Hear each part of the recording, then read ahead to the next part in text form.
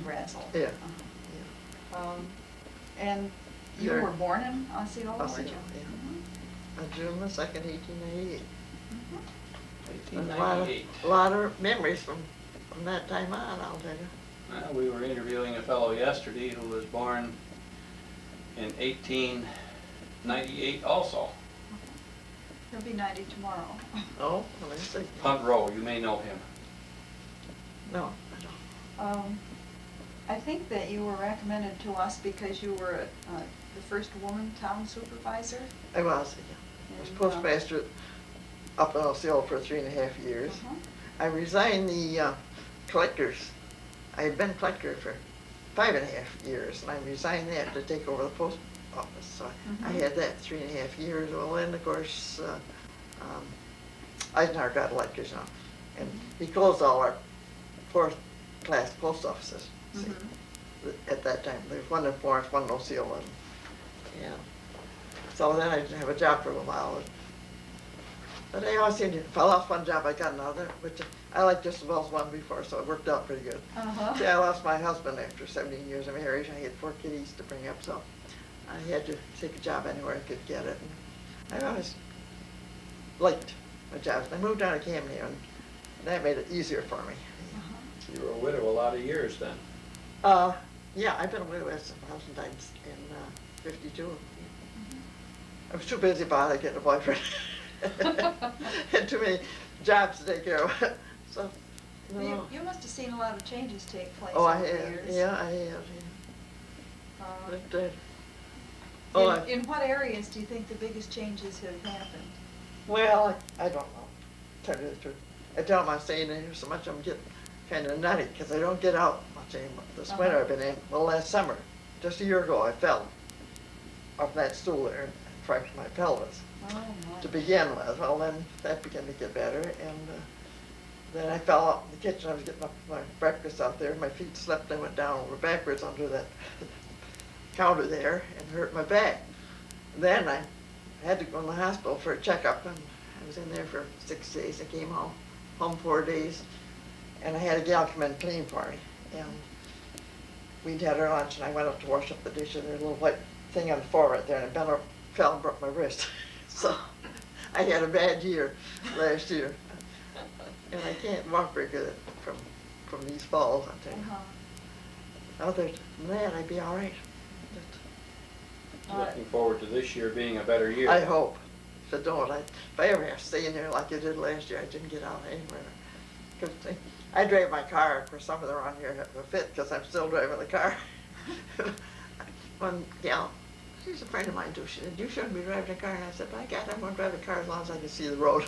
Of course, I got to renew my license in June. You see, it's your birthday, so I don't know what's going to happen. I don't plan to. I don't drive to Rome or anything like that. Just down the minute to the drugstore and the stores. That's about it. Back when you were young, if someone had been widowed like this for all these years and fell and broke something, how would they have lived through it? I don't know. They probably died. There weren't retirement apartments like this that Oh, were no, there. no. I love my apartment here. I didn't want to come. After I left the farm in Osceola, moved down, I bought a mobile home and I put it up on Fayette Street. And I liked it up there. It was right across the town barn. Everybody said you wouldn't like it, there's too much activity over there. But I rather enjoyed it because there was somebody coming and going all the time, you know. In the wintertime, I'd always know when the snowplows were going out because you'd hear them and all this. So, this apartment, I could have came in there when they first built it. But at that time, I had my garden and I had the raspberry bushes and I didn't want to lose them out on them because I like raspberries. So I said to my daughter, I'm not going to take it. So I turned it down. You have to wait till somebody moves out or passes away before you get in here, you know. So this one came up then along in, well, it'll be 3 years the 1st of June. And my oldest daughter came and said, Mother, you another apartment over there, handicapped. And I said, I don't want it. She said, Mother, you take it. And I am glad I'm here because it is so nice and handy and everything. So I'll be here 3 years in January, or 1st of June. And I do like it. Is most of your family close by? I got two daughters living here in Camden. I got another daughter. She's in Utica. She's a nurse at Paxton Hospital in Utica. They were up Sunday. I haven't seen her much because they bought a big place out of the city. And they both work, or she and her husband. And but they was up last Sunday for a little while. They got a camp up Panther Lake. Of course, the summer comes, they'll be pretty near every weekend. I'll see them more. And then I got a son that's he's in Maryland right now, but he just got a big job with the government down in Washington, so he'll be moving one way or the other. His wife is a head nurse at Johns Hopkins Hospital in Baltimore, and I didn't think she'd want to move, but he called me a week ago Sunday, and they're thinking of, well, I said to him, why don't you buy a place halfway, and each one of you drive halfway, you know, because he has to, takes him an hour and 15 minutes to drive one way, and that's quite a lot of driving. So they've taken my advice, and they're thinking of buying a place. So yeah, each have to drive about halfway, so that'll be better for them. Did his interest in government work get spurred by his mother's interest as? No, I don't think so. See, he was a dean of two colleges. He went up north here to Plattsburgh. He got some of his education and different places around. And he went down to, well, he taught in North Carolina in a couple of different places. Then he finally got over in Maryland there, and he was there 10 years. He was the dean of two colleges there for 10 years, and it kind of got on his nerves. So he decided he wanted to try something else. So he decided to step on off and stop people smoking, because he used to smoke himself.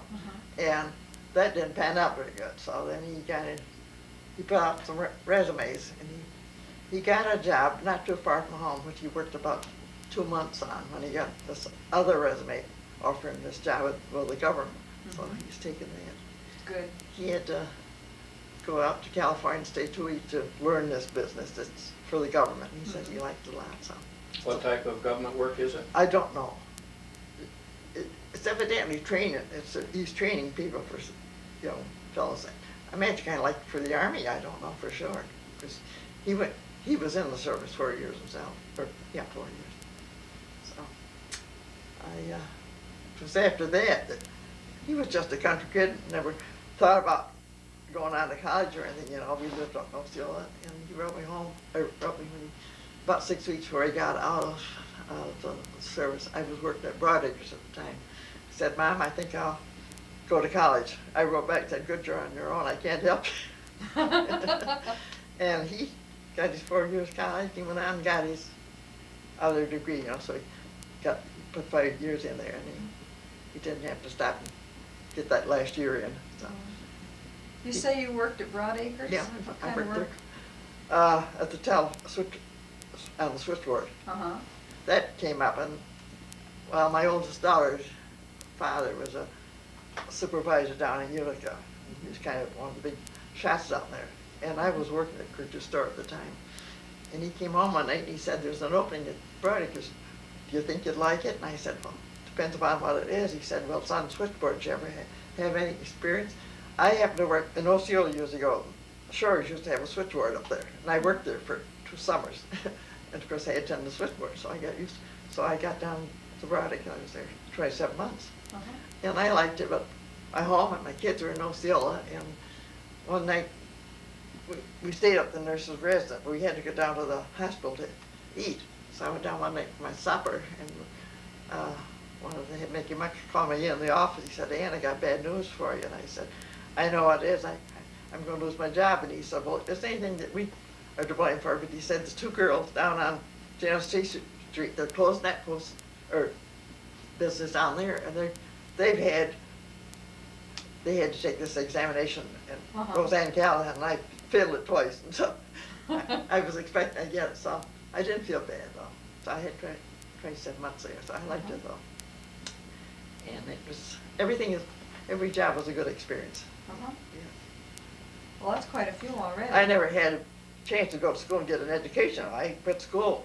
My mother was taken sick when I was 17, and I quit school right after that. And of course, she died in 1917, and I never got back to school after that. So, what I've learned has been by experience. And It's the best teacher. it is, though. Yeah. Oh, sometimes I wished I had more education, some of these jobs that I've had, but I got along with it pretty good. Boy, you pick up a lot as you go along. You do, yeah. Mhm. It's all been good. I've met a lot of nice people. Got help when Governor Harriman was governor way up to Albany. Seen him twice up there. Uh-huh. Well, once he came up north, up to Plattsburgh or somewhere, and there was 3 or 4 of Lewis County. Louis Britton, if you ever knew Louis Britton, Mhm. yeah. He and his wife and another gal from Lowville and one from Lions Fall and myself. We went up there and met him up there. Mhm. So I got a picture of him. So Well, you've traveled quite a little. I have, yeah. Mhm. I said everything was a good experience, though, you know. You meet a lot of nice people in your travels. Did you say you grew up on a farm? Oh, yes. I was my dad's hired man for years up there. Uh-huh. Yeah, we had about 325 acres my father owned. Uh-huh. And- Dairy? They're big, yeah, we had 25 cows, milkers, milk. One time I milked 23 alone. They went away and didn't get home from milking. And we had a couple of tough cows. I couldn't milk them, but I milked the others, all the rest of them. By hand? By hand, yeah. Uh-huh. Then finally he put in a milk machine.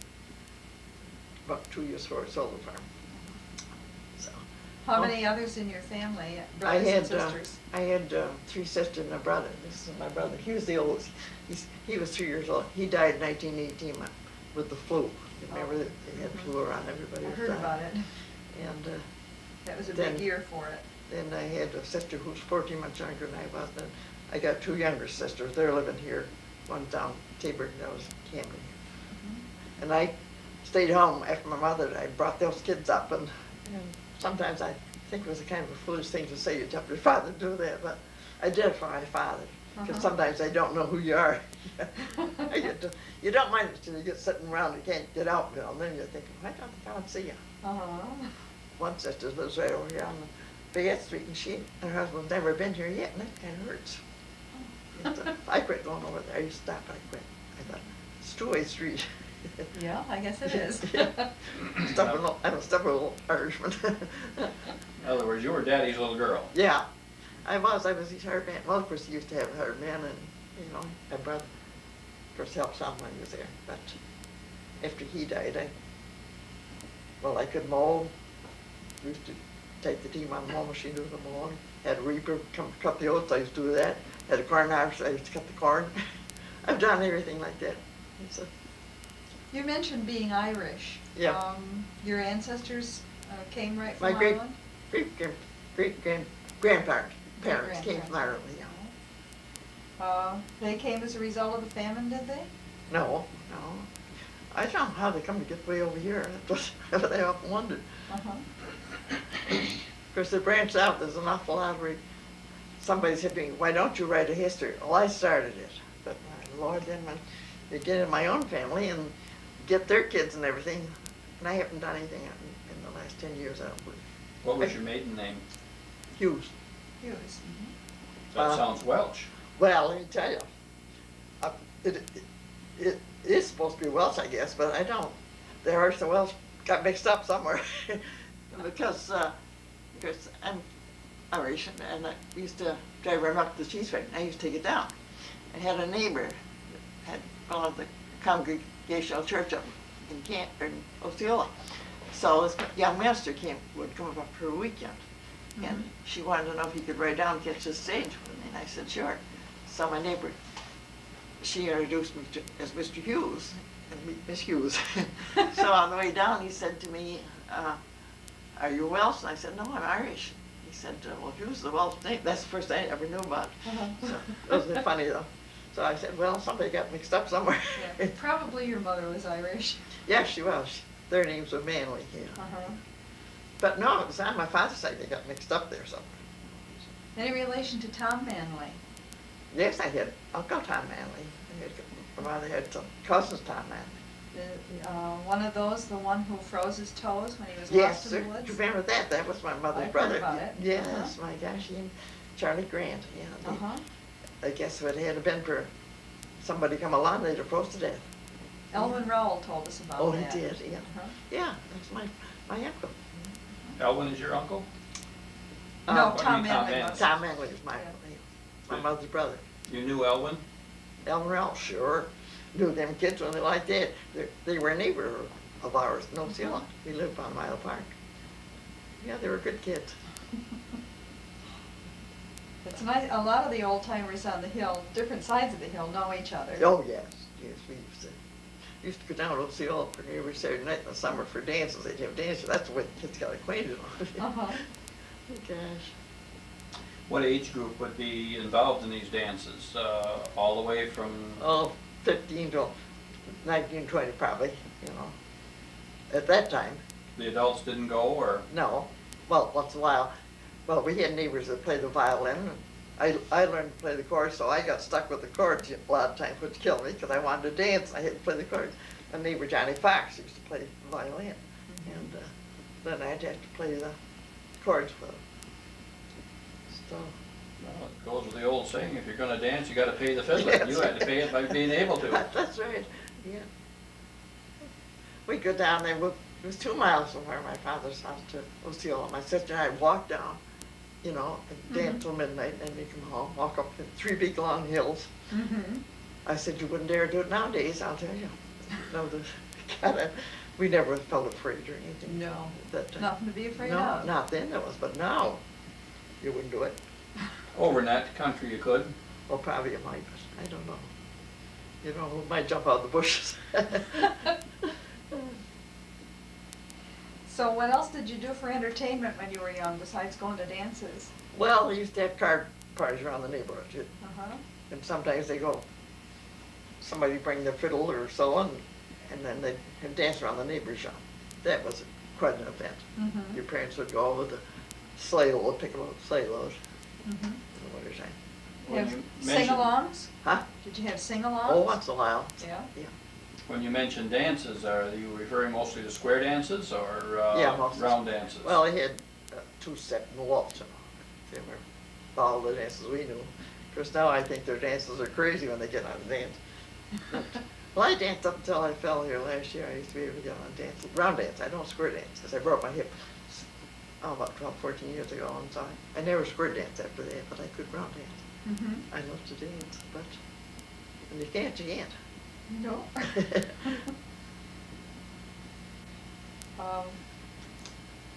When you were a small child, do you remember what you did for entertainment? God, I don't remember had much. That's all I remember was work after I was 7 years old. Oh. Oh, of course, my sister and I used to play little games out, but we loved the animal. We had dog or cat. We played with cat. I loved cats, and because I always had cat around. Did you read much? Not, I read more now than I did when I was young. I didn't read too much when I was young, so. When night come, you was glad to go to bed. You lived on Yeah. a farm, so. Do you remember any of the old home remedies for Well, different ills? for colds, my mother used to mix up, what was it? Vinegar, honey, God, I can't, lemon juice, I guess, or something like that. Mm-hmm. I don't know the portions, but, You remember taking that? oh, God, yes, if you got a cold, that's what you took. Did it help? Oh, yes, it was good.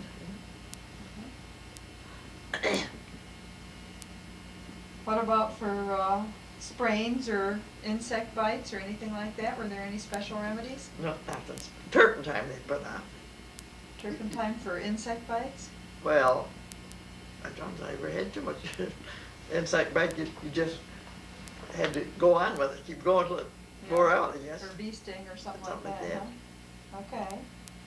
I don't remember having too many. I know she used to make us take that for colds. Mhm.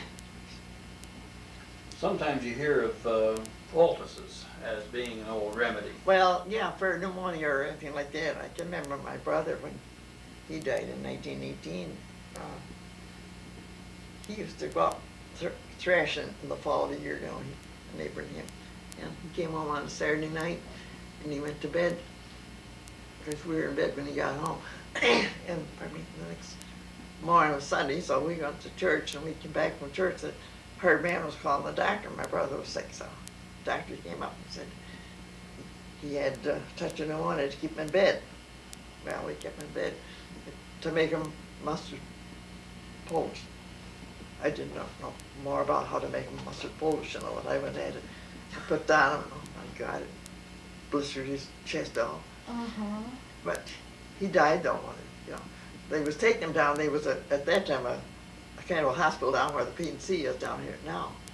And we took him down there, then after a couple of 3 days, but they were dying like flies down there. Of course, we got down by last night, and when I went in, he put his hand out and he says, Ann, don't leave me, I'm gonna die. God, that was the hardest night I ever put in. My father and I stayed all night with him, and he died about 11 o'clock the next day. Mhm. But they were dying. They'd moved him into another room, and the first thing you knew, you'd read the paper where they died. Mhm. That was in 1918. That was the time that flu. Mhm. In other words, the pneumonia developed into Yeah, the flu, yeah, weakened him. yeah. And what do you feel was the cause of the pneumonia? Well, it was an epidemic. We read about it in the papers, and I was up to a cousin of mine up in Osceola there, about a mile from where I lived, and this cousin of mine we were talking about, we heard about, you know, we said, wouldn't that be an awful thing, but if it ever got over, and it got over here, you see. And, That was very widespread. I've oh heard yes, about that it was in all other over. areas. Yeah, it was all over. And my God. Well, my brother, before he used to go down to Osceola every night. Of course, we had to go to the post office to get our mail, which was 2 miles. He'd go down like this. He had a girlfriend down there too, you know. Uh-huh. And he'd come home and he'd say to my father, Jimmy McCarthy died, or this one died, or that one died. My goodness, Dowling boy that we knew died. I said, it wasn't long before he was dead himself. My gosh, you never know. The reason I asked that question is I wondered whether or not it was from the dust or from smut in the oats or something that he was Oh. thrashing that he might have. I don't think so, because I think he just, that probably didn't help it any, you know, that dust, Mhm. but see, he got this cold like and kept right on working, and when he did finally get home, they had the doctors, as I said, but we took him down to the hospital, but they were dying down there. Of course, there was a neighbor of ours, I heard him coughing at night, and the next morning he was dead. Gosh, that night he was in the hospital. Mhm. Does Camden have a hospital now? No. But it used to. But it used to be, I was the P&C store down here. Mhm. They had laundry there for a while, and then it's finally got a P&C plant. Mhm. Because that's quite a big store down there. Do you remember any major happenings when you were young in this area? Oh, I remember when my father and mother's house burned in 1904. That was major. That was major, all right. My mother had baked some bread that morning, and my dad was going to plant corn up on a big hill, and the horse they was going to use, they had worked some of the day before, and my mother had to go and lead the horse. So she got the bread baked, and I got to tell you this story. We had a cousin that was a dressmaker, so she had made my sister and I some pink dress they had satin stripe down through, and they had a great big sash on, a great big bow on the back. My mother got us each a new pair of shoes. You didn't have many pair of shoes when you was at them days, you know. No. And we had never worn them. So anyway, when she got the bread baked, we put us kids on the wagon, and they went up on this big hill to plant corn. She was going to lead the horse. And Dad said to my mother, you hitch the horse on the planter, and I'll count the rows we did yesterday. So Joe and I, my sister and I, were sitting on the wagon, and he turned around and he said, oh my God, the house is on fire. See, he was up on the hill, we could look right down, see. So down he went. So after a while, my mother said to me, here I was, 6 years old. She said to me, you watch the horse. She tied the horse to the back of the wagon. You watch the horse. Down she went. Well, I could see, I don't know how they got the news, because we didn't have telephones like now. There was buggies coming all around. Probably So I some couldn't smoke. stand the thinking about them dressed upstairs. So I said to my kid sister, younger sister, I said, you watch the horse, and I'll go down and see if I can get our shoes. Dresses on. Down I went, look at this guy, and I got in that house. I got by everybody, got halfway up the stairs, and I could see flame coming out the doors out of that bedroom. Somebody hauled me back. That ended my dresses so we never got the dresses. Oh, That- but you felt That's what terrible. always stuck in my mind, that's one thing that I did never forget. Good. Well, but neither the dresses or you that was Well, saved, yeah, it was you you won. instead. Yeah. Well, my poor mother, she went in the kitchen, brought 2 lamps out of the kitchen, and she just stepped out on the porch when that ceiling dropped in. She hadn't been 2 months longer, she would never been out.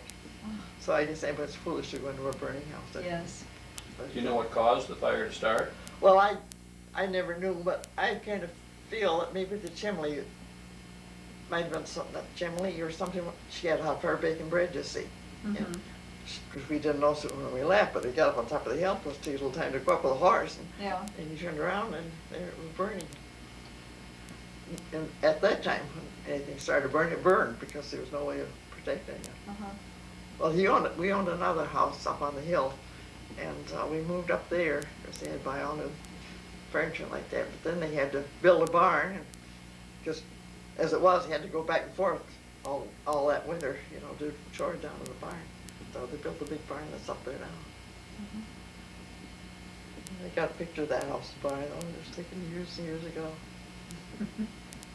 So, You must have known some interesting people in your well, years. yes, I met a lot of different people in my travels around the world, you know. Uh-huh. I didn't get too far away, but I enjoyed life though. So, How old were you when you were married? gosh, I was old enough to vote. No, I was married to, I was married in April. I would have been 37 in June. Married in April. The reason we didn't get married before or gone, with my boyfriend for quite a few years, this oldest one of the 2 younger ones, come marching in when she got to be 19. She said, Bill and I's going to be married in September. So I said to my boyfriend, I guess you and I's got to wait another while. Because, see, my dad was still living, and I wouldn't leave my dad. I thought, though, when they got, you know, when old enough to take care of things, they'd take care of Dad, because my boyfriend owned a farm over about a mile, and I could be back and forth all a mile. But it didn't work out that way. So. No. But I had 4 kids, and I'm glad I got them now. You know, I said, I don't see them very often. The oldest daughter lives here in town. I see her. She was here last night. She'll be here again this afternoon. Mhm. But, well, the youngest daughter lives in town too, but she and her husband down in Florida right now. They got 2 daughters down in Orlando, so Mhm. their father, Harry's father, mother-in-law, he used to be a doctor here in town, Dr. Young, a very good doctor. And when he retired, they went down to Florida. And they were in a very serious accident here about 2 months ago. They got killed. And so they had 7 kids, so the oldest daughter and the youngest daughter went down and they stayed for, then each one of the others would take 2 weeks and go down and stay. So they'd have somebody with, she just got out of the hospital a short time ago. She broke both her legs, broke her ankle and her leg, and then she got her chest. He had gotten home, so Arlene and Harry went down there. Well, they went in the middle of February, and they stayed 2 weeks. Now they're down in Orlando. They'll probably be home around the 1st, I guess, the middle of February. I miss them too. But some of the kids are around here, so I see them. In fact, one daughter they went down to see. She came up was going back to Florida tonight. She's going down the rest of yesterday for dessert. Cute little gal. She works at Disney World. She's been there 6 years. The other one worked there, and then she got married. And she got a little boy, and but she works, so, and her husband works, so. So you were 37 when you were married, Got married, and yeah. then had 4 little They children, had 4 little kids, yeah. and then your husband died. Yeah, I also was grade 16 when they died, so I was left kind of, we bought a farm, which I wish we'd never bought, you know. At the time I wanted that farm, but now I wish we never had bought it, you know, but. But you ran it for a while after? Yeah, Mhm. yeah. The house had needed paint. It's a great big house up on top of the hills. We come out of Osceola on the left-hand side. The house hadn't been painted for 27 years, and after we bought it, I papered every room, painted every room. And we had to wire the house. We had to put the barn back on the foundation. We had to put a roof on the barn. We spent more money than the farm cost us, but I thought we wanted to farm it because Jim had emphysema. We should never farm it. So he finally got pneumonia and then with emphysema. He only was sick about a week. What brought the emphysema on? Smoking. I say because he just was a fiend for smoking. You couldn't get him stopped. His brother and his brother-in-law and they're all dead now, every one of them. I said, the reason I'm living so long, I never smoked. Uh-huh. I was never much of a smoker or drinking. So, So, after, what was the first job you had after your husband died besides running the farm? well, we only had one cow, just to acre. I Oh, used by to then milk you it. only, uh-huh. Yeah, we okay. told, well, look, tell you the truth, I guess the Lord knows more than, in November before he died, we had a hurricane come through and took the roof off our barn on the day after Thanksgiving. And my Lord, you know, we had to sell our cows right in the fall of the year where you wouldn't get the good price for them. Had to take a licking on that and got rid of our horses and everything. But the next spring I said to my husband, I'm gonna buy a cow. He said, where are you gonna keep it? Because the barn had the roof on. So his brother was a carpenter, so he and a neighbor of ours got together and they put up a little barn. And so I had a cow and I used to make butter. I raised 4 heifers. I would sell them, you know. Mhm. That's the way I got along. My dad, he was a gentleman. And then you were postmistress, did you say next? Yeah, I had that job. Well, I had that job when my husband died. Uh-huh. I Okay. was postmaster for 3.5 years. So. And then, and then you went from there to what? I said, good Lord, I better get my book out. Oh dear, what did I do? You weren't town supervisor next, are you? That's it, yeah. That's what Town it was, yeah. supervisor, okay. See, I was tax collector before I took the post office job because, Okay. but I had to resign from that because you couldn't be in politics and be postmaster, so I had to Uh-huh. resign from that. I had 5.5 years.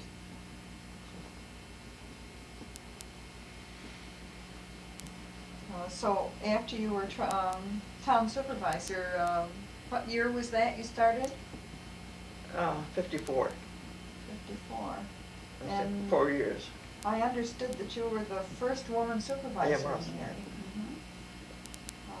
But they was a nice group to work with. I kind of felt foolish going in there like that, you know. But then after I got through, I ran the 3rd term against another gal on the Republican Party.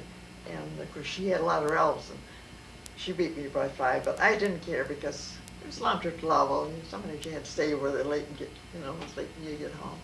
So I didn't care. The job took you there quite a lot. Yeah, well, they put me on committees, which I didn't want in the first year. And I told them, I said, I live too far away. Mhm. And it was only once that I couldn't make it in the wintertime. Mhm. And I can't think of his name now that was the clerk there. I called her, I said, I can't make it, Al, today we got a bad storm over here. He said, don't worry about it. He said, somebody living right nearby is going to get in today. So, What kinds of committees were you on, or did you work on any? I worked on the first one. I can't tell you now. I got the thing here somewhere if I could find it, but Lord knows where it is.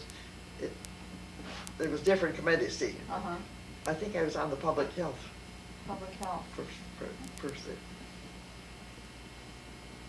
So after you retired from being town supervisor, what did you do? Well, let's see. God. It's long gone. I'm kind of forgetting about them. Well, you mentioned you worked with the welfare. Well, I was a welfare officer. That was my first job. Before I got married even, I had that Oh, job. okay, and that was in Osceola? Yeah. I used to go to Louisville once a month, sometimes twice a month. Mhm. I know when my old baby was born, I used to take her over and live with the girls sometimes when I have to go to a meeting. They had a big time with the baby. What type of duties did that entail? Well, it was mostly on your work, what you were going to have to do and like that, so. Mhm.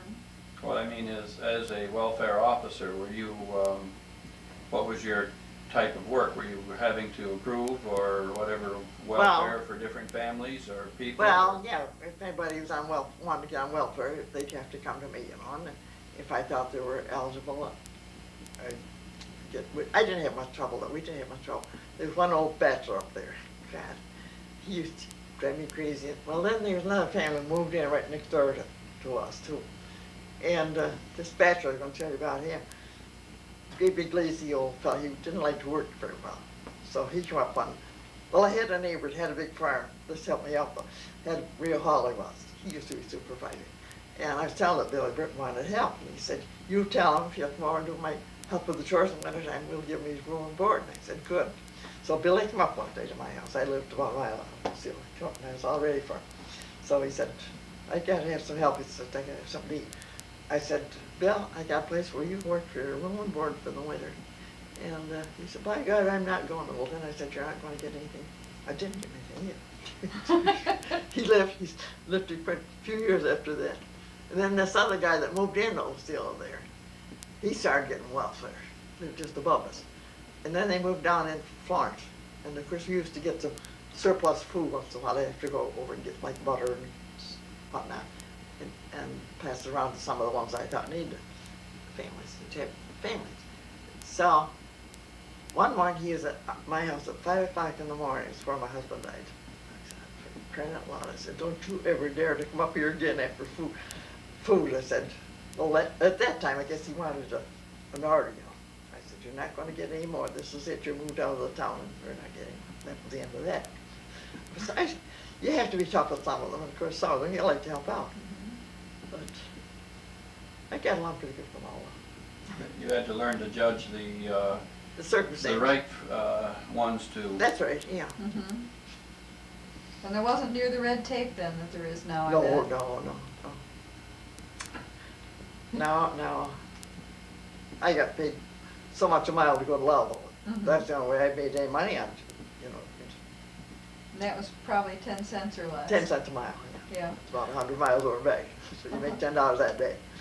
That was about, so you had to go at least once a month anyway, sometimes twice a month. Mm-hmm. Like if this food come in, you have to go and get that, bring it over, pass it out. But you know, it was all a good experience. And I look back now and I thought, oh, I must have been strong as a horse to do all this. Now I can't do nothing, you know. That's what it feels like. Which town was it you were supervisor of? Osceola, It was, Yeah. okay. that's where we lived. See, I was born in Osceola. Lived there till, I moved down here, came in about 3 years ago. We've done a lot of very interesting things. It has been, it's all been a good experience.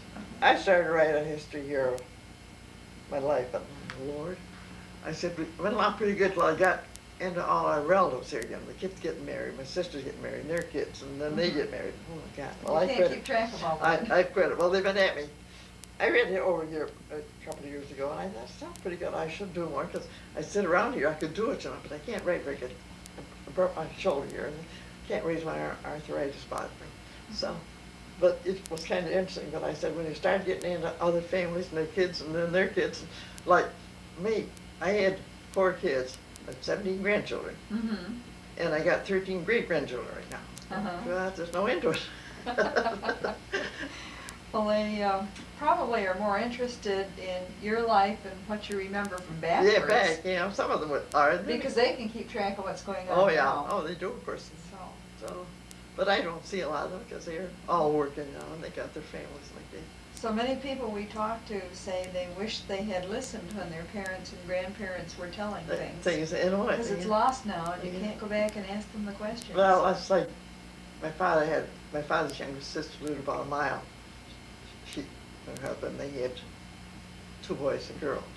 And we used to go up there and Kate Adams, and she was a darling old lady. My sister and I'd walk up there, and she'd always get us a lunch before we came home, you know. She said to, I never forgot what she said to me. She said, you know, if anybody comes to your house, she said, make them a cup of tea and give them a slice of bread. She said, it's something in their stomach. And I always thought of that, you know. Uh-huh. She was a great old lady. Yeah. Do you remember any of the things about the life of your parents or grandparents that they used to talk about? Not too much, no. No? I don't know, they talked about too much. We never seemed to be around there anyway. And you didn't listen when they did? When they was around, I guess. So that many was it. people say that. Yeah. No, not too much. But if your children want you to write what you remember, you better do it. Well, it was kind of interesting when I got reading it, but I said, oh, this has gone too far, I can't read it. And there's no reason why I couldn't put a little on each day, because I'm not that busy, I should. Uh-huh. But Do you have any hobbies to keep busy with? not much anymore. No. No, I watch television quite a bit, and I read quite a bit. I like to read quite a bit, because I have trouble with my eyes. Not my eyes, I had both eyes operated, but with my, just got new lenses, and they're not adjusted right, they're bothering me. Mhm. So I gotta go back. I know that it would tickle see me, so I gotta go back and get them adjusted. Did you have hobbies when you were younger? Well, no, we used to play ball and, you know, and go out to dances and play cards. That was another thing we used to like to do. That was about it in the country. What type of cards did you play? That's what I was gonna ask. 45 was the game then, if you ever played 45? that. Yeah. No, never heard of it. Yeah, my father was a great hand for 45. And then there was a euchre game he played. We learned to play euchre, you know. I kind of forgot about that. And then as I grew older, of course, we got into this pitch business, and everything was pitch then, you know. I have played cards. I used to play, it was in clubs down here, since I've been down here, you know, at the age of 7, I enjoyed it. And we played pitch at that time. Well, getting back to the present, you must have quite a lot of your peers living in the building here with you and close by. Do you have a lot of? Quite a few of them. But I'm a great hand to stay in. I can't walk very good, so I said, and you go visit them. They don't come back, and you don't think you want to be bothered. So but I have some nice friends here, and I do go and see them, and they come down here. You know. That's A lot of nice. them's been nice about this one, about taking me out. I don't like going to church. I don't like to miss Mass, so I get to Mass every Saturday night because I got a friend, she goes on Saturday night. I like to go Sunday morning, but in the winter, you go anywhere, you get a ride, so as long as you make it, that's it. So. I noticed when we walked in, there's quite a large dining room out there. Did they Oh, have food service here? Well, now last night, the third Monday of each month, they have, everybody gets together and they have a supper. But we used to have 30 in the last, I didn't go last month, I didn't feel able to get out there. And last night there was 14, there was 14 the month before. So they're not, of course a lot of them go away for the winter, you know, go down to some of their relatives. There's 2 couples I know that go, they just came back last weekend. And that makes it, they were, one couple was there last night, the other couple, the wife was sick, so they didn't get there. Do you do your own cooking here? Oh, yeah, yeah. You probably see the table set up out there when you came Yes. in. Well, the home bureaus, now last night they had our supper for the month, you know, and there was 14 there. But that table's all went down, they cleaned the room, and then the home bureau comes in today, and they have the home bureau out there. There's probably a dozen, I guess, belong. So different groups use it for a meeting? Oh, yeah, yeah, anybody that wants it, if they engage it, they can use it, yeah, which is nice, you know. It's a lovely room out there. And the laundry, I just came in, I was out at the laundry this morning. I did a lot of odds and ends. Went down there, and my gosh, there's no guy there that, well, he used to live next door to me up on Fayette Street. He's upstairs. I went to go out yesterday, and he was out there, and the machines were all going, so I thought, I'll let Shorty do his washing. I went out this morning, he was out there again, and I said, for crying out loud, Shorty, what's the idea? He said, I forgot my towels. And I thought, he was there all the while I was doing my wash, and I had sweaters and everything else. He said, I bet they're perfectly dry, because he dried them and dried them and dried them. God. They run so long, you put in the old quarter and run. So. Yeah. Sometimes I just do the ones, and I hang them on the bar in the bathroom and see, sitting around. But and I like my apartment, it's so nice here. See, this is a handicap apartment here, the one I got, and the one next door is a handicap apartment. The gal's over there, she just got back from Florida. She don't need it, but it was vacant and she got it. She lived right up here on Main Street, or Exeter Street just. But she goes to Florida all winter. I said, there's so many handicapped people, they should have it all. That has to stay home, you know. But Sounds like you've needed a handicap apartment with I all do. those broken bones. yes, I do. You know, well, last summer when I found this gal, because she was born in Osceola too, so her mother and I used to be good friends. So she had a little wheelchair, didn't have any arms on, just the back. And so she let me take it twice last summer, and I couldn't have gotten around if it hadn't been for that. I didn't ride on it, but I could lean on it now. And I pulled in. But beside my bed in the morning, and boy, I said, that was great. That's how I got going around here. Uh-huh. And then when she was going to Florida last November, she said, "Do you want to leave it over here?" And I said, "No, I'll get along without it."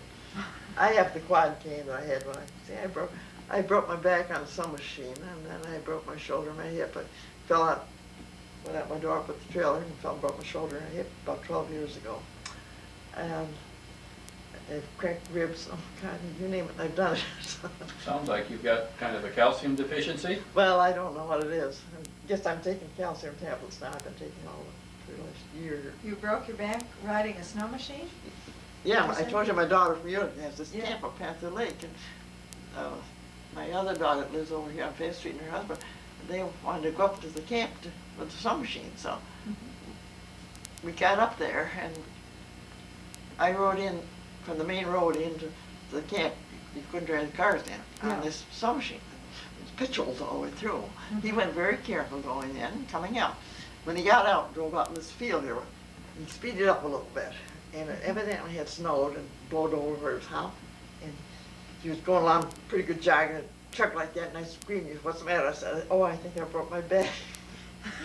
And he drove over and stopped as soon as he could, and we were a little ways from the road, probably just far at the door. And they see me get off and stand there, and my daughter said, "What's the matter with you?" And I said, "I think I broke my back." Was that funny enough? Uh-huh. I had my Not- boots on, slacks on, oh God. Not real funny, though. So I rode back down with them to the trailer, and she said, "Mother, you're going to the hospital." I said, "No, I'm not." But the longer I sat there, I said, "I got to go to the hospital." I was in there 27 days. Was it? How long ago was this? 12 years ago, 12, 14 years Yeah. ago. I've got a seal thing from there down, extended down in here. I never had any trouble, but now I've lost so much weight, it's beginning to bother me a little bit. Mm-hmm.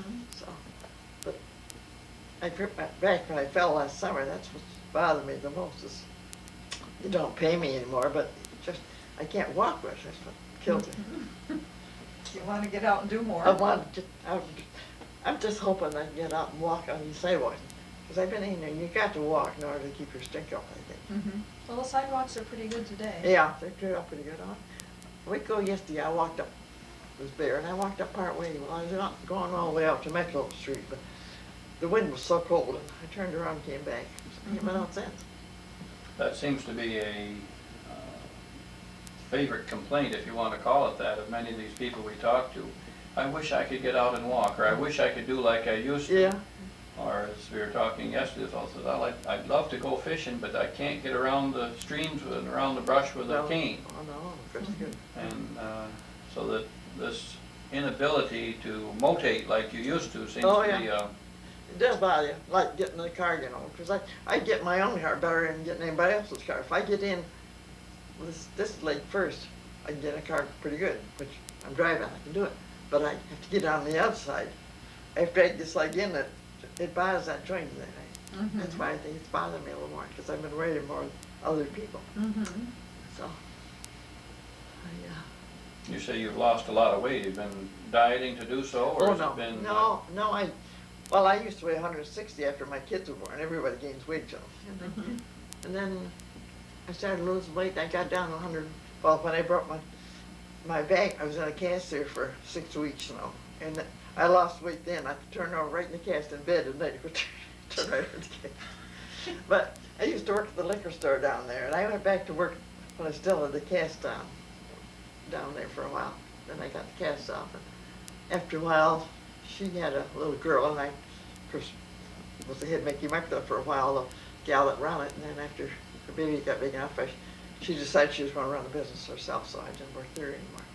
But then they have a carriage house down here in town, and they want somebody for that after they've been home for about, I guess, 9 or 10 months, and so I worked over there about 27 months. That was a nice job. What kind of work did you do there?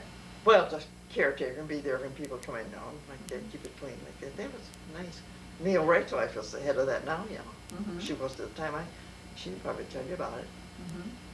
Of course, they have a lot of antique things there. Oh, Nice, yes. yeah. It's a nice little building. So, that was my last job. Well, I was 80 years old, though, and I'd worked 27 months there, let me tell you. And so, went to a wake. I had a cousin die down in New Hartford, and we went down to the wake one night, family night. I met this gal that died, her brother, I knew him. So he said, Annie, you're working? I said, no. I said, I got laid off. And he said, who done that? And I said, the government. He said, why? And I said, because I got to be 80 years old. He got a kick out. Well, I did too, because it was so darn funny. But it made a good job for him. I could drive over, you know, stay Sure. there all day and keep it clean. And so they got so they didn't keep it open in the wintertime, which was foolish, because there wasn't that many people coming in anyway. Mhm. And then the government quit paying on Mhm. for salaries, so that made a difference. Well, I said I had a lot of different jobs though, but I've always Well, enjoyed. you've mentioned quite a few. Yeah. Are there any you haven't told us about? God, I don't know. I think I told you about all of them. I started in with the welfare job. That was the first one I had. But let's see, then what else? Some tax collector. Tax collector, And postmaster. and then I had to resign that because I'd been there 5.5 years, and you can't be in politics in the postmaster, so I had to resign. Postmaster for 27 months. It seems about 26 or 27 months, my job's at the end of it. And I know the inspector came, he was just going to eat my lunch. You go from the post office, I knew then was the inspector, you know. So he came in and was looking at my book and things, and he said, I got bad news for you. And I said, you have? He said, yeah. He said, you're going to close your post office the 31st of December. And I said, well, I was kind of expecting it, because politics have changed, that makes a difference sometimes. Uh-huh. I don't know why it should though, you know, in little towns like that. But they closed all of them around the country then at that time. And then we had the Star Road come up through Osceola. Mhm. It used to come as far as Florence, and it came all the way through. How many people were served by that post office then? Well, there's, at the post office, I think there was about 40 or 50 boxes there. People, some wouldn't get in every day, and some would come in every day. You sound like a person who has always enjoyed being with people, I do, meeting people. I do. I've always loved to be around people, yeah. I've always liked that. So, it was all good experience out there. And after you were the town supervisor, then you worked in a liquor store too, you said? Yeah. Mhm. I worked 5.5 years down there. But she really got old enough, then she took over herself. Mhm. I worked at the Eileen shop 4.5 years, and What kind of store? a is dress, that? a dress shop, Okay. yeah. That was the first job I had when I come to Cam, it was up here on the end of Main Street. But he rented it to this Lynn's from Oneida, and he was supposed to give us girls work. Well, I worked a week, and I asked him, I said, when do you want me to go back? He said, he didn't call me anymore, so I was at a card club, and it was my place, night to entertain them. And so the girl said, are you working in? I said, no. I said, never got called back. One of them said, well, they're looking for part-time help down at the liquor store. So I went down the next day, and the husband of this gal was in there himself, but he didn't stay in the store. So he said, she wants somebody to come back tomorrow. So I went back the next day, and she put me right to work. And it was a bad time. It was just before declaration. Oh, Lord. Mhm. You had to write down, everything you sold, you had to write it down. They don't do it most of the time, but she wanted everything kept down on the Mhm. book. That took time doing that. If they bought 3 or 4 bottles and starting sure. anew, you know, it took me a little while then. But I liked it though. And as I said, when she had the baby, then I worked, I guess probably 6 weeks. I stayed and doing it all day long. And that was pretty good. I used to go in at 4 to 9 as a general thing, unless she wanted to go away something. So when I got out of this, I said then I heard about this carriage house over there. About 6 months, I guess, I heard about that. So. That's the Historical Yeah, Society. yeah. Mhm. That was nice. So you haven't worked at any one place long enough to draw a retirement from any one. I could get, at the time I got through at the Eileen shop, I didn't know enough to, I never thought about it, you know. And then I got down to the liquor store. I got retirement. The Social Security. Yeah, I had Social Security, yeah. But what I was referring to is from any company employment. Oh, no. But when I got through, I never thought about that. And then when I got through at the liquor store, I went down to Rome. I had to go to Rome, of course. Mhm. point thing. And that worked out pretty good. I got it for a year, and then I read in the paper after a year was up that they were going to extend it another 6 months. So I went down and applied, and I got it another 6 months, so that helped out. Of course, the kids was getting on their own then, you know. They were getting out of school and getting jobs, so. Was there ever any job you would have liked to work at if you'd had the opportunity? I don't think so. Because you have the education for big jobs, you know. No, I mean, I liked what I had all the way through. I like to be around people. And I miss it now, of course, I got people here, but everybody seems to be wrapped up with their own business and fringe and all, and I don't stick my nose in too much. I've stayed in more this past year than I've ever stayed in. Well, when you've had all the falls you've had, that's Yeah, understandable. I know it. You're alert and sharp for a person Well, your years, I- and that is I try partly to be. because of your interest in people. yeah, I think that's it. Now, I had a sister who was pretty much younger than I was. She died 2 years ago. She got this Alzheimer's disease. She lived in Buffalo, was married, and she had a daughter. And her husband died, then she was left alone. And her daughter was married and lived in Tonawanda, it was about 9 miles. Her daughter said to me, I used to go out to Mom, she said, and she says her clothes would be right where she got out of them. I couldn't believe it, because Joe was always so tidy about everything. And she and her, the daughter's husband died, and then she brought a sister up, stayed, a sister stayed with me in my trailer. And we went to bed one night about 10 o'clock. I went sound asleep, and after a while I heard this awful thumping. Where was that? Forgot about her yet. Then dawned on me. I got up to go in to look, and she had dropped her clothes right in the door where she got out of them. I had 2 single beds in the back part of my trailer, and she was in one of them. And she was on the floor rubbing her head. She'd fallen out of bed, but she didn't get hurt. And so she got back in bed, and that was the end of that night. But I could see where she was, her daughter said that she had her clothes on, and that's where she got, so she was, they finally put her into a nursing home. My oldest daughter and I went out to see her off to Buffalo, and I didn't like the nursing home she was in. She didn't even know me, you know, and I had, but she did about a year. I guess we went in April, and she died that fall. And I said, I couldn't cry, because I said, you see people like that, you just can't push them back, that's all. Oh, no. It may be hard-hearted, but Not at there's all. I say there's worse things than death. I don't know. The way I There look at are. it. So, There are. so, Well, we don't want to take up too well, much of your time. my time is my own. But you're expecting a daughter this afternoon. Well, she's working. She might be here about 4. Would you like a cup of coffee or something? No, we- thanks. We just had a cup with Neil. Oh, you did? Oh, I suppose he's right in the surf business up there. Oh, yes. I got a grandson he married a little Japanese girl that lived down in Georgia. And they were up here 3 years ago. They weren't married then. They were up to his mother's. And his father took us for a ride around. He ended up to Neil's. Well, she was so interested in that sap business, it was kind of watching. And she said, sweetest little girl you ever want to meet. She's so nice. So they were out here for Christmas this year. And they were over here 2 or 3 times. I was going to take them down to Ponderosa for dinner one day, but it was so terrible cold and I didn't dare to go out. So I got dinner here for them. And then her mother-in-law, my daughter, had been in the hospital and had 2 operations and had just got home. She had the operation the 1st and the 4th of December, and then she had one about 3 days afterwards. And so anyway, when this little girl was out, she looked after we had Christmas dinner up there, and she was the main spoke of the wheel all the time. She was right around, great little worker. So.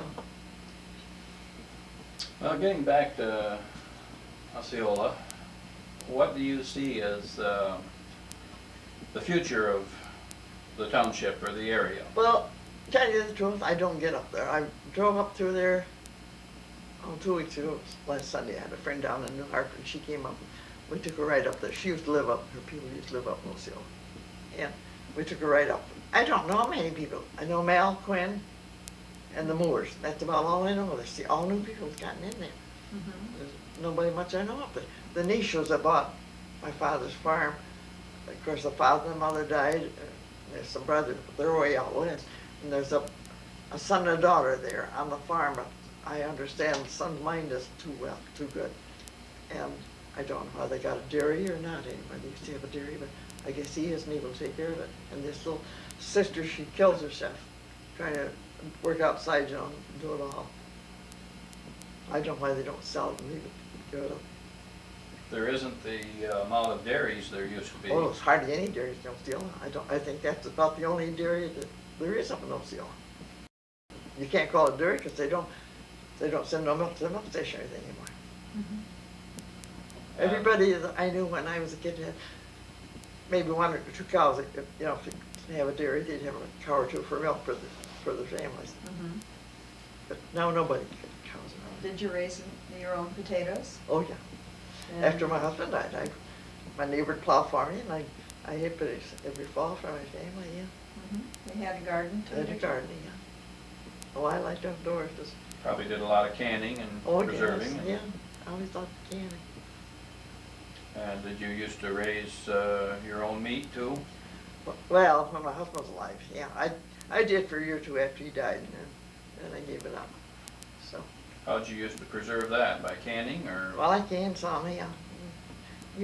We had smokehouse on this big farm that I sold. There was a smokehouse there, so I used to smoke my own ham. Mhm. Until I got the pickle.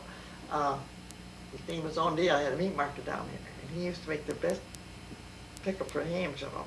And his brother married my cousin, so of course we got the recipe from him, and I still got it. I wish somebody that was doing their own meat had it, you know. But, My daughter was looking for some of that this fall for salt pork and so forth, because they're, well, for salt pork, you make your brine. You put the salt into holes of an egg. Uh-huh. You probably knew about that. Well, I found that out Oh, when did I you? wanted to make salt pork. I called Oh. around and asked. Oh, and yeah. Finally found somebody that knew how. And then this pickle for the, you have to boil this up. You have to put all this salt, so much salt and a little bit of saltpeter. And, God, I can't remember it now. I don't know if I could ever find it in my old cookbook. Come on, leave your address so I find it sometime. I could mail it to you. Fine, we'll do I that. feel like it's an awful good one. Uh-huh. be glad to have you. I'm glad to. I've got them in old cookbooks, and of course I don't use them anymore. They're covered there. I let my granddaughter take her granddaughter-in-law, but I got them all back. I don't know. They're up in that cupboard. I'll look through them sometime. If I find it, I'll Okay. send it to you. Well, we used to use the smoked salt when we used to cure Yeah. hams, rather than having a smokehouse. Yeah. Well, we used to smoke in a barrel before we moved over there, you know. My father and mother used to turn a barrel upside down. Mhm. They turned upside down. They put the pan on the bottom of the fire. And I guess they put it on stone so it wouldn't burn the bottom off. Uh-huh. And then they put a board across or a stick across and hang the hams in there. That's the way. But the smokehouse is so much bigger, you know. You'd smoke them all there. Oh, yeah. Did you used to make jerky or anything out of it, or? We made sausage. We made a lot of sausage always. That was our main thing. Mhm. And, well, let's see what. Head cheese, yeah, head cheese too. We used to make that. Another thing we used to do was hang the spare ribs into a bag on the front porch in the winter, Oh, so yeah. that we could, Keep fresh and have it, before the days of freezers. yeah, yeah. Front porch made a pretty good freezer. Yeah, they sure do. I Well, guess that's the way we used to manage some of the times. Enclosed, and Some people used to bury the meat in the ground, but so dogs used to find it too. We never tried that. How did you make head cheese? Well, you took all the meat off the You cooked it first. oh yeah, you had to cook it. Cut off and then you cooked it, and then you ground it. Then you seasoned it with sage and salt and pepper. Uh-huh. Gosh, it was good. And then we put down where it would freeze, and you'd go out and slice it, and everybody would like that head cheese. So it's good. I haven't had any years. Yeah. how about scrapple? Scrabble? No, I never made any of that. We never had that. So, Did you use my pork or beef or veal? well, or- on my dad and I, we always butcher the beef in the fall. Maybe sell half and we'd have half of it. Yeah, but I did a few times, not too often. And I never did, kept beef after he died. Did you keep chickens? Oh yeah, I always had chickens. I sold them just, they moved down here. Mhm. Friend of mine. Well, I like my eggs, I guess. I always keep an extra dozen on hand right here now. Because I usually get an egg every morning for my breakfast. So they're pretty handy to have, and I like eggs. I don't eat that many, but I'm pretty near every morning. A couple times a week I have oatmeal in between. Uh-huh. Did you do a lot of baking? No, not even, I did years ago, but not now, no. It don't pay to bake. Now, Saturday I made some rolls, Just knew my daughter and husband's coming up. They'd had lunch where they came from Utica, and then we went for a ride and they come back, and I had made a shortcake, so they had coffee and shortcake. So they'd eat the rolls, so I've been lunching on them. Sometimes I pass around some of my friends down the line here that don't bake. Did you have enough garden to keep your vegetables in supply Oh, yeah. until the next seasons came When on? Dan was like we did, I'll tell you, he was a great hand for vegetables. He'd have carrot and beets and all kinds of vegetables. Okay, Lord. And then he'd make a great big keg of sauerkraut. That was another job we'd have, sauerkraut. How did you keep your carrots and beets? By canning or in sand or in just? We just put them in the celery. They kept good up this. We used to have shells, and we dump on the shelves on Spread our 'em out. cellar on this big house that my husband and I owned. The cellar was divided, there was furnace in one part, and the other side was cool, so everything kept good in there. Mhm. But I can pretty near everything, like the meat and like that. And I like the canned meat. Everybody that would come and say that was the best meat they ever ate, because there's something about that canned meat that's got enough flavor to it. It's nice and tender. Yeah, oh God. Well, Went awful good with some dumplings and oh so yeah, forth. you said it. Yeah. And those are things that most people don't even hear about anymore. Well, like, I got chicken up in the freezer, it's been there for 2 months, I guess. I've been wanting to cook it, but for one person, you don't cook your chicken. Uh-huh. And I thought, now when my daughter comes up, I'll cook it. But when I called her the other night, she said, no, we're not going to come for dinner. We're eating a lunch before we go. And so I had these berries that was given to me last summer, and I thought it was about time I got them used up. So I got them out, made some biscuit, and they ate the shortcake Sunday. Uh-huh. So that chicken, but I was thinking about maybe I make some gravy chicken biscuit someday. Mhm. So some of my family stops in. This oldest daughter, she comes in usually one night a week. She didn't come last week, but she usually comes in one night a week and has supper with me. So Mhm. I try to have something. So that'll be some night next week probably. If you were giving advice to young people starting out today with what you know from the past, what kinds of things would you tell them? I'm probably the wrong things. Because kids now have their own ideas how to do things, you know. Uh-huh. I find that out now. I got a granddaughter who was married a year or so ago, a year and a half or 2 years ago. And they're building a great big house down off of 69 there. It's right up on top of a great big hill. My God, I would take it if they give it to her. The living room is 27 feet long and Mhm. 14 feet wide. Uh-huh. She had me down there for dinner. We go last Saturday. Well, I would take it if she gave it to me, but she cooks over here to one of the restaurants here on Main Street. Mhm. So she had pork chops, oh gosh, for dinner. It tasted so good, you know, because she's new now and has newer ideas, of course. Mhm. It tasted so good. Well, then that same day after I told her, I had a cousin that lives up here on the river road that goes to Osceola, and they have built onto their home. They're going into this nursing home business. And so she invited me and two other couples up there for supper that night. So I said, sure, I'll go. So I went over to Mass, and then we all went up there. And they've got 4 rooms for bedrooms for patients, you know. 2 beds in each room, single beds in each room. And they've had a couple of patients, and one lady died, but she told her daughter, she said, I like it the best of any place I've ever been. She said, it's more like a home atmosphere. You can go anywhere in the house they wanted to, you know, like that. Sure. It's connected right on their own home, of course. So I told Jane, I was up there, I said, well, I thought I'd come up and look it over. Maybe I'll have to come up and live with you some of these days. I said, it would be nice though, you know, you're right in town here, or, Sure. you know, people like that. I hope I don't have to get to it, but you never know. It's nice to be independent when you can. That's right. Oh, to tell my kids what the difference is, they walk out. I don't try to tell them anything because I feel they know a lot more than I do now. So they're all doing pretty good. Mhm. Well, looking back over those 80, 90 years that you can remember, what do you feel are the greatest advances or the biggest detriments that have happened to this world? Well, I think the car was one of the nicest things that's come along, because I learned to drive when I was 1913, and I've been driving ever since. And I've never had a mark against my license all these years, so I feel that's one pretty good thing. But, of course, I never did ride on the airplane like that little last fall. Of course, I don't think I'd want to get on a big one now. They have so many accidents. You know, so many crashes, people are killed, hundreds of them. Yeah, but stop and think of how many automobile crashes Yeah, I there know are. it.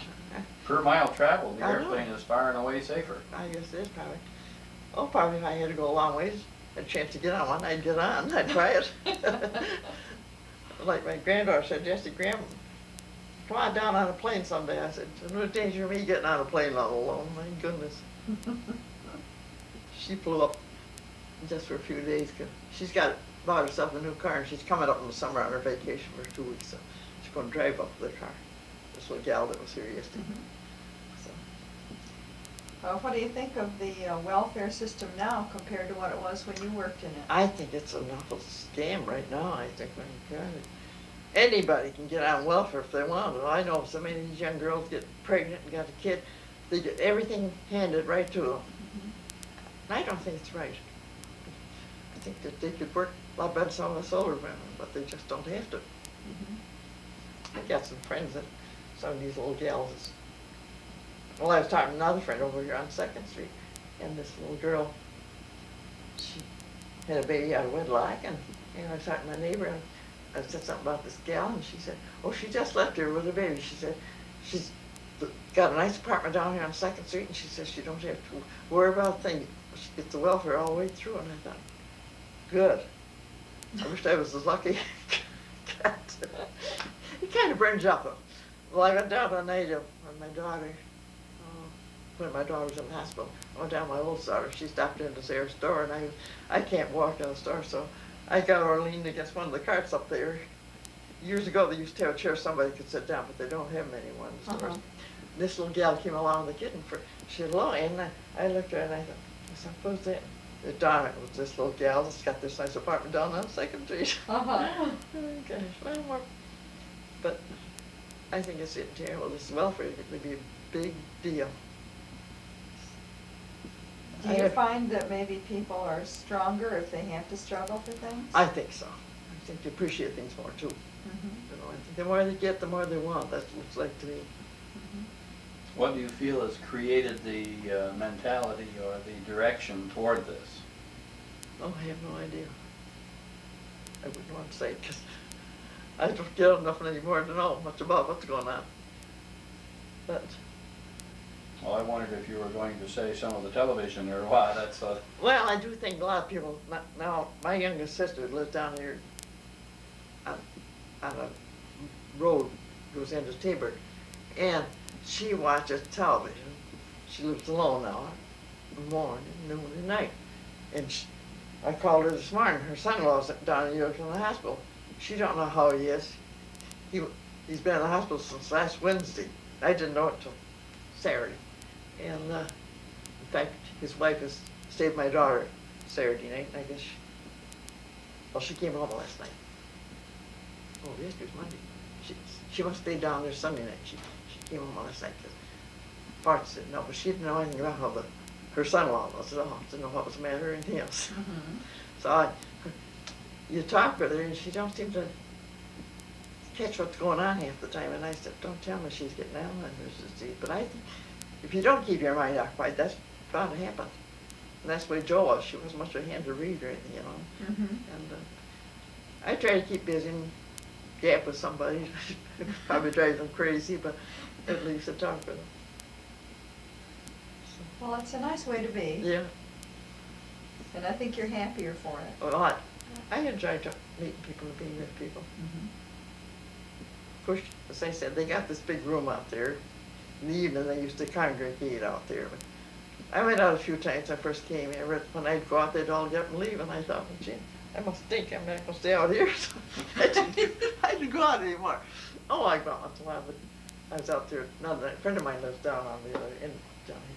She was sitting down out there, so she and I sat there and talked about it. So I said, come on up to my apartment. So she came down, and we had a cup of coffee.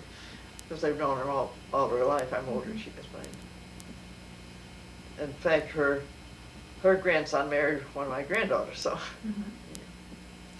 Are there any other memories of Tug Hill that come up as standing out in your mind that you'd like to share with us?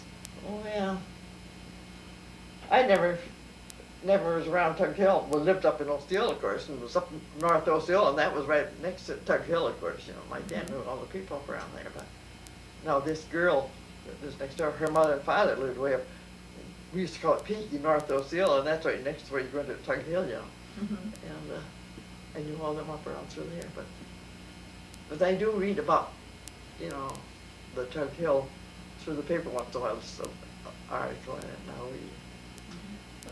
It's interesting, your definition of Tug Hill. Where do you define Tug Hill's borders or boundaries? I have no idea. I have no idea. Because you said Osceola is right near the border of Tug Hill. Well, that's what they say. I don't know, because only what people tell me. I never tracked any of that country up there. I think we have yet to find a person who admits to living on Tug Hill. Oh, I wouldn't Well, say that. no, I think there's one that Is lives it? right at the In- crossroads in High Market. Oh, yeah. That, I think she considers that she's on Tug He Hill. used to know the supervisor in the High Market. He was a little bachelor. One that George moved, he lived in Watson. He said, I'm going to get you in, I can't think of his name now, hook you two up. I said, that's what you think. He was a little bachelor. Oh, what's Rosaline's brother? Arkin? Ankin, was it? Or No, Ankin? no. Ankin, okay. See, this was a long time ago. I was supervisor in 54, you see. 54 up to 59. No, I don't know who the people were up there at that point. Well, Tug Hill, as we have determined it, is bordered on the south by Oneida Lake, on the north and east by Black River, and on the west by Lake Ontario. Oh, yeah. So it's quite a big area. I should and- say so, And yeah. covers Yeah. the better part of 4 Oh, counties. yeah. I can remember my father, they used to be getting logs out up in Tug Hill years ago. My father had an extra team of horse in the winter. He'd send them up there and draw logs all winter long out of Mhm. Tug Hill. Where'd you draw to? Well, somewhere up there. I don't know. In other words, he leased the team out to Yeah. a logger.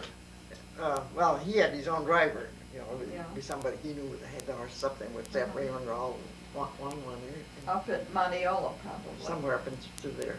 They'd be Page. gone for a couple of months in the winter. And they draw logs. I don't know where they drew them to. Probably some mill somewhere. And some of them probably went out on the railroad. They might have, yeah. How close were you to the Glenfield and Western Railroad and the Monteola work up there?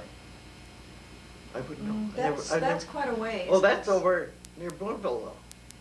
No, not really. Is Well, it? the railroad was, well, it was north of Boonville quite a ways, but it came Oh, up, well, see, we were never near it there. came up right near West. the Monteola, or right near the Osceola and Montague town line. I So it don't know. was north of I wouldn't know. Osceola. No, I don't remember anything about that. Page, Michigan Mills. Yeah, I've heard about it.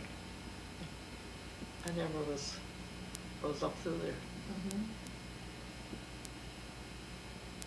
Well, you said that you thought the automobile was one of the best things that have happened. What do you feel is one of the worst that's taken place in your lifetime? anybody that has a gun shoots people all the while. I think that's a bad deal. Now, so much of that going on. Lord, they don't mind who they shoot or anything else. It's getting terrible. Oh, I don't know. I'm glad I lived, I guess, when I lived, even if we didn't have things as handy as they have, but I sometimes wonder if a lot of the people now, this crazy world, if they enjoy as much themselves as much as we did, you know, having to work harder and like that. We didn't get away from Osceola very often. I was 16 years old before I ever got to Camden. My mother brought me down to Camden. It was just like a circus to me. Boy, I went home. The next day I went to school and I told the kids more things that went on. Plus I'd seen where we went, what my mother bought and everything else. How many miles would that have been? It was about 12 miles. Mhm. We had to go horse down Camden. Well, I was telling about her taking some butter down to the Hankley store, it used to be over here. And we had, she married a cousin of mine afterwards. She was a school teacher. She boarded our house. Well, because I was over school town, and these kids all sing. So my mom said, "You don't keep around, so I'll pull your tongue out." I always remember that. I thought it was the biggest day of my life. I got to Camden, 16 years old. Good. Bet you couldn't believe all the stores there Well, were. I couldn't know. It was just like driving to New York. Good. It just, Now, I imagine you enjoyed your time at the Historical Society. I did, yeah, I did. Any job I had, I've always liked it. Well, I always meet nice people when you're working somewhere different, so you meet a lot of different people. I always got a lot of people pretty good. Well, we appreciate your taking time to visit with us. Well, I've enjoyed it. Uh-huh. Enjoyed talking to you. Well, we- You haven't got this all taped, have you? Oh my God. I've seen that light flash in there and I thought, my God. Yeah, we can visit just as easily. Yeah. We don't have any Interruptions. lights or whatever No. to interrupt and Oh, that's nice. create a diversion. And this way, Oh, when they she did. gets all through, she can watch it through and then pick up what she wants to Yeah. write about it. I have a niece that lives over in Holland Patton, and she and her daughter came over one time, I was up in the trailer, and they got asking me about things, you know, Doris did, my niece, about different things, and I didn't know that the daughter had this recording thing there, and of course I went on with spiel stuff, and she got all that shut off, and I said, "Don't tell me, you've been taping all that?" And she said, "Yeah." Oh my God. I don't know what all I said. 'Cause I'm an awful talker. When I get going, I tell 'em. Well, these can be shown on a regular Oh, VCR. it would be nice, yeah.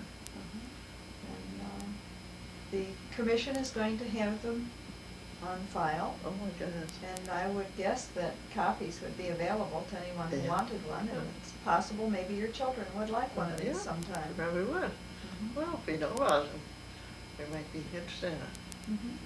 Well, we'll see how far they want to go, Yeah. you know. But I would guess they probably would be willing to sell duplicates of Yeah, it. yeah. We have done one of Neil Wright and his wife. Oh, yeah, yeah.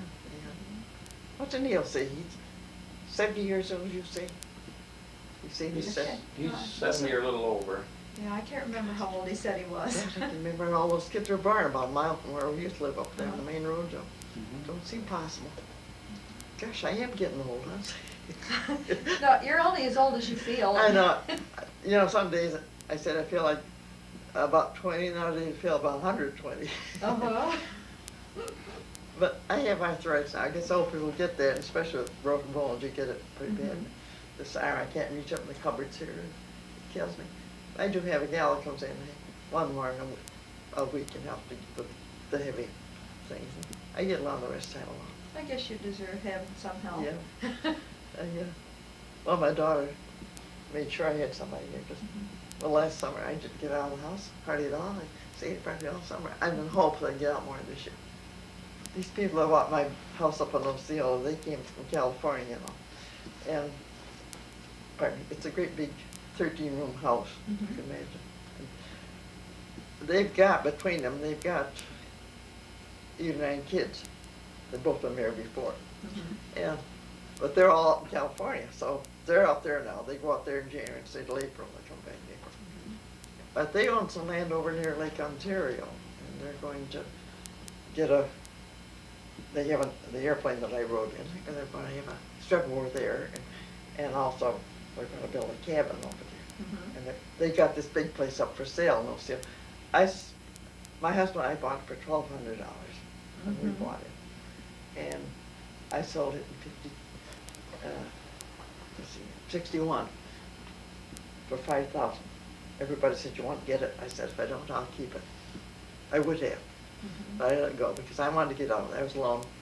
And a priest bought it. He was a sister down at St. Paul's in Rome. He bought it for $5,000. Well, then he had cancer and he died after about 3 years, and he left to his father and mother in Syracuse. So the mother listed it when my daughter was in the real estate business. So I went up one day. Here she was out near the barn pulling up burdock. Hot day. Here she was 87 years old. I said, "Mrs. Cross, what are you killing yourself for?" She said, "Well," she said, "I want to get these down." She says, "Your daughter isn't selling this place very fast." And I said, "You got to get a buyer for you to sell it." What you do? Well, then she came down 45,000, and it was these people was gotten out and paid that. Do you know what they're selling it for now? It's up for sale again. No. 93,000. Oh, my. I said, "Do you think they'll get it?" She said they've had a couple of whites on it. They just put up last fall. They probably will too, yeah. Uh-huh. Then they're going to move over to somewhere over there.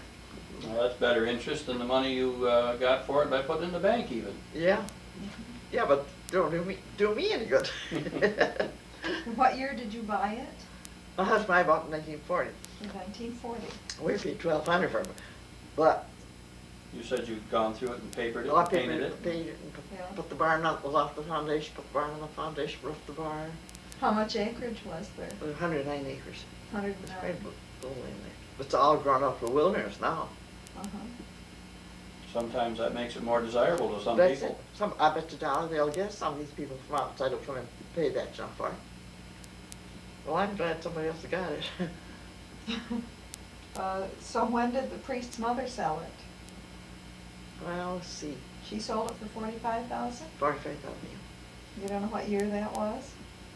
Well, let's see, he was probably 6 years, 6, 7 years. No, I left at 61, probably around 68 or 69. Uh-huh. Of course, after he bought it, he had a slate roof on. We never had any trouble with the roof over the years. My husband and I lived there.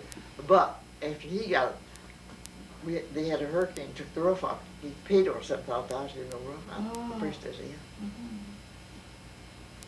But the price he got for it, he still had the key. Mhm. Sounds like it. Yeah. Well, that certainly shows a contrast. Yes, doesn't it, in though, a few yeah, years' yeah. time. Now look, it's up 93,500. And they haven't done too much of the house. They did some work in the kitchen. They put some windows in, which I think was foolish. They moved the sink from the north, which was good because sometimes it used to freeze. They moved over in the middle and closed off a door that we used to go into. They had 2 living rooms, and I used to take the door off in the summer. It was right from the kitchen into this room. It had a fireplace in there. We loved it there, but in the wintertime we didn't use it. It was a big house and a big high ceiling, so we shut that room off. But in the summer we enjoyed that, and we didn't have to use the other part of the house so much. Mhm. So, Well, as supervisor, you know what it costs to maintain your snow plowing and your road development and repair and everything. I wouldn't be able to tell you now. But what I'm driving at is when you see the number of people who have moved away from the yeah, area Yeah. and the change in the type of people owning the land up there and the cost of maintaining these roads and everything, the tax burden is so much greater now Oh, than yes. it was on the individual. It's terrible. And I'm going to tell you another thing. Today they're having a meeting, vote from 1 to 6 or 7 o'clock tonight on the school proposition here. And I'm telling you, I just like to have you read this scheme in the paper yesterday. I'm not going to vote because I don't pay taxes, and I'm not going to burden somebody else going to vote put this thing in for this school year. What was it doing? Must be you sat too long. Yeah, that's a provoke today. Mm-hmm. I just want. Here's this card here too, while I think of it. Oh, thank you. That'll give you a, Oh, good. $1 million or so. And then they want to do all these districts, this is 2 schools here in Camden, and there's one in McConnellsville, there's one in Taberg,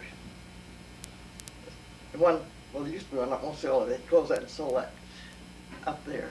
It used to be a schoolhouse that they owned, of course, they sold it. But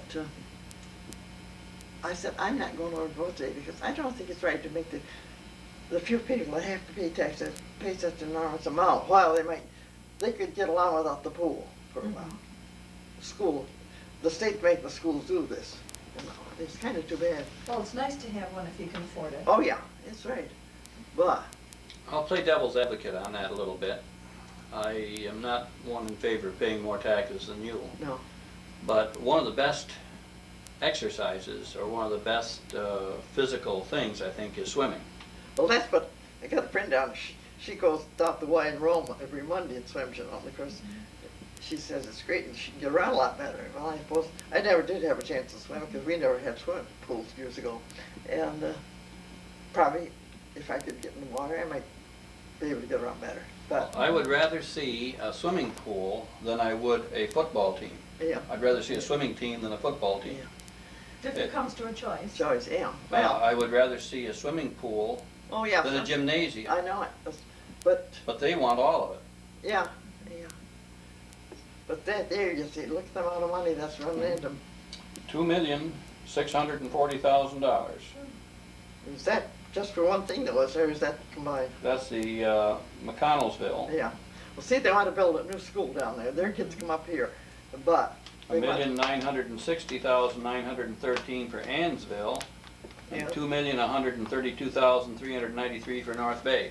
Well, see, they got the schools, but they got to do have some work done on them. And see, it's the state's going there and going to make them, and there's schools here now, and we got a nice big school up here, up here a little ways on Oswego Street, and they got to take all that asbestos all off.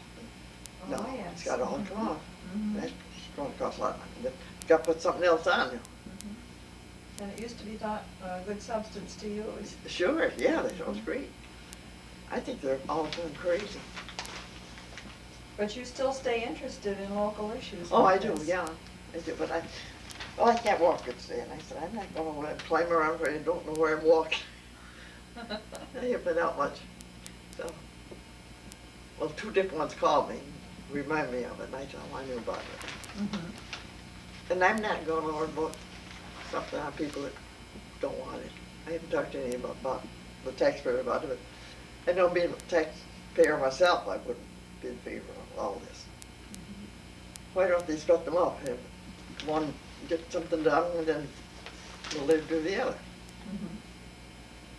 First thing, I think the swimming pool is great, all right, for people that like to swim. Of course, I don't have to worry. My son-in-law's got a nice pool. Our family goes in up just a little ways from here, you see, so I don't have to worry about pool. Well, the nice thing about having them in a school is that children can learn Oh, how to yeah. swim and maybe Yeah, that's a great thing. might save your life. That's right. Oh, yeah. Oh, I'm in favor of it. Oh, I was very much against them when they came in around our area, because I said that these kids swim all summer or whatever, what do they have to have a swimming pool in this area for? Yeah. But I can see, as I gave you Oh, a yeah. couple examples of what Yeah. I feel. Sure. Well, they use them for family swimming and Oh, evening, sure. too. Yeah, they're nice. See, It's just a matter of whether a community can afford it. guys from, worked in New York at the time. She lived in New York. She met him and married him, and then she had a boy. He was a doctoral colleague in Oneida, and then she had twin girls. That was her family. So then her husband passed away, and of course the kids are gone. She's alone in her own little home down there. I stopped to see her. I saw you. You tagging me around to that red light. Oh, God.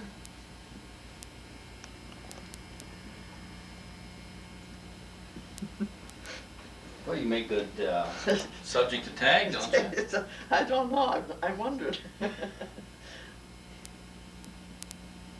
Well, we don't want to hold you up much longer, I guess, but we really do appreciate Well, your, I've enjoyed it too. your input to the project and Well, I hope that it'll come out good. It will. it will. We've watched several of the ones we've Yeah, done yeah. and Well, they're very it's enjoyable. kind of fun to go back and say some of the things, you know, when you have somebody who's kind of just interested in what you've been doing, you know, in your lifetime. Uh-huh. So, Well, I think many people don't realize what the past has been. no, that's it. They're so engrossed in what the present is Yeah. to them that they don't realize what caused the state they're in. That's right. So all these little insights we can get on the past from people who remember how it was, Yeah. yeah, Well, are helpful.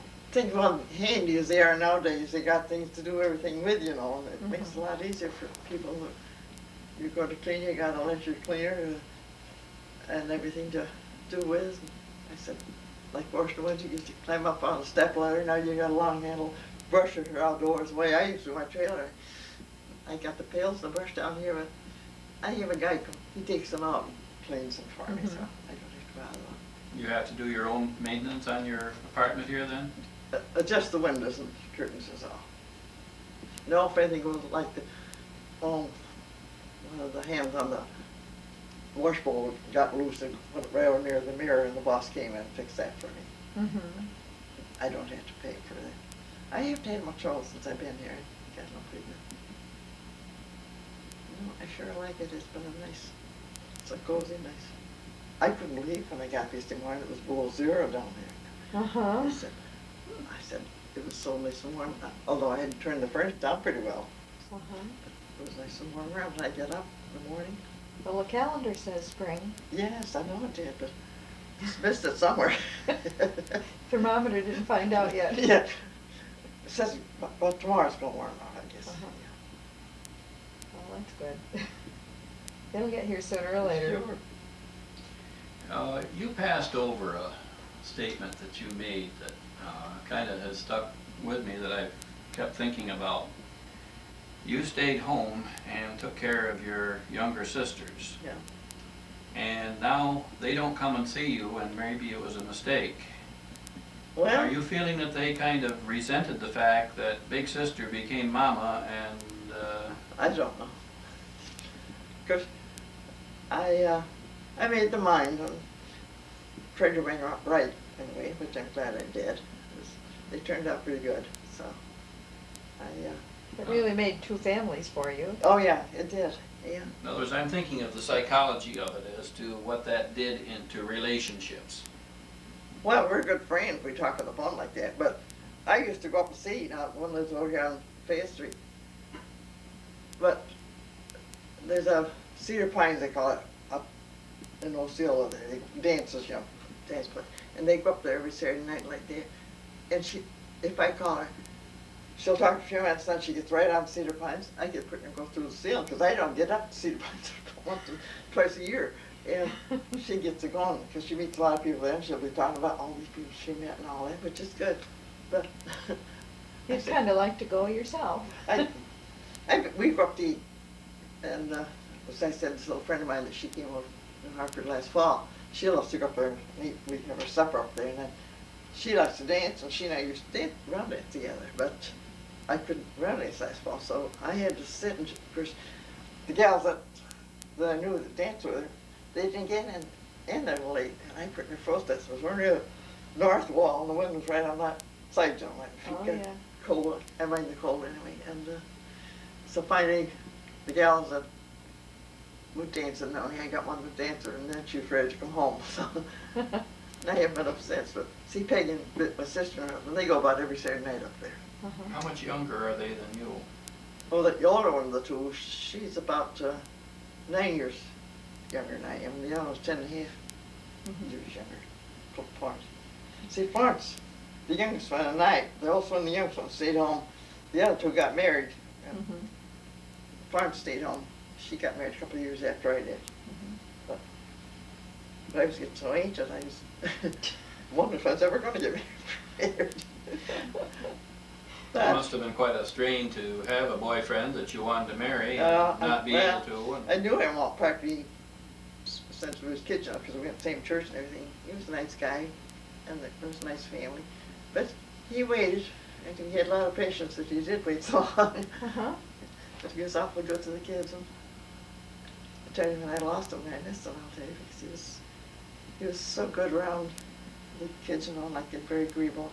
Easy to get along with, that was another Mhm. thing. It's a good thing he was, because I was not, sometimes, when you got tired after a long day. how much difference was there in age between your He's children? 5 years older than I was. Mhm. How about your children? How far apart were they? Well, they wasn't very far apart, they couldn't be. Pat was born in, when we were married in April, married 9 months and 10 days when she was born. Uh-huh. And then she was 26 months old when the next one was born. And then Catherine was born, I think there was 17 months between them two girls. And then when my son was young, it was about 22 years, 22 months.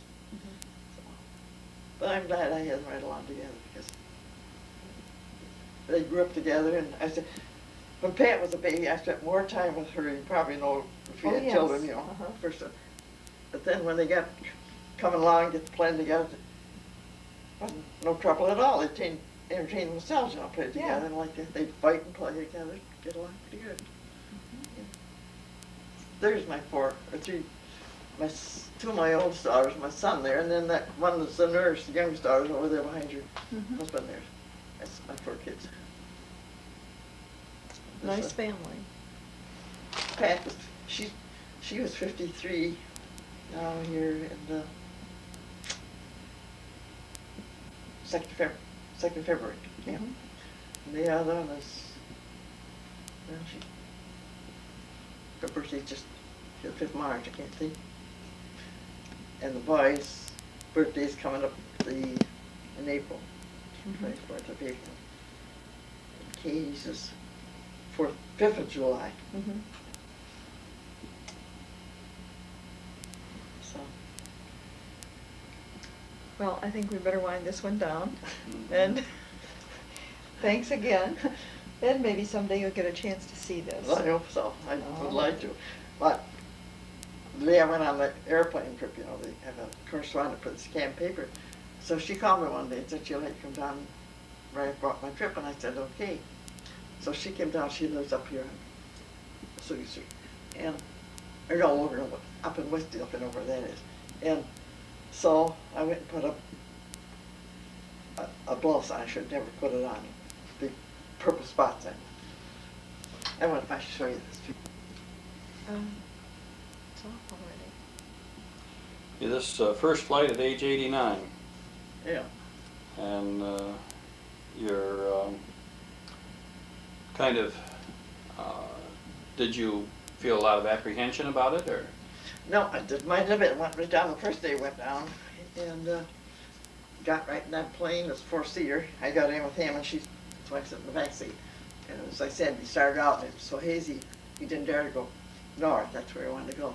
So he said, we'll try another day. Well, then the next week, come out nice, and they came down about 2 o'clock in the afternoon. And went all the way up through, and on the houses looked just like little bird houses, along. As I said, the church up, St. Mary's up in Fox, on the hill, and we went up around Redfield and back, and I just enjoyed it. Never felt afraid, but now I wouldn't want to go again. Isn't that funny? Mhm. Just got to my system. You did it once, and Yeah, that was that's enough. enough, yeah. So, You, apparently, according to that, you had wanted to